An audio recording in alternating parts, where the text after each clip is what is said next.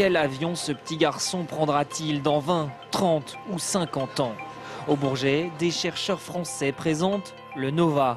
Une drôle de forme, un nez totalement aplati et des ailes recourbées vers le bas. L'intérêt, l'appareil est plus aérodynamique. L'air glisse sur son dos et est récupéré par les réacteurs placés à l'arrière pour mieux le propulser.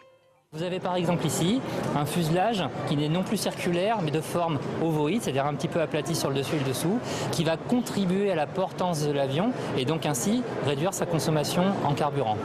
15 à 20% de carburant en moins, cette technologie pourrait voler dès 2030. Mais l'avion du futur s'imagine aussi à l'intérieur. L'appareil ressemblera davantage à un ferry désert, avec des espaces de discussion autour de tables, des stands libre-service pour se nourrir, et même de vrais lits, ici, juste au-dessus de la classe économie.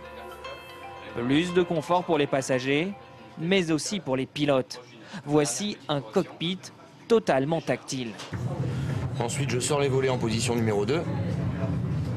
Là, on va augmenter la vitesse de l'avion pour monter un peu plus vite. Une technologie particulièrement adaptée aux écrans de contrôle.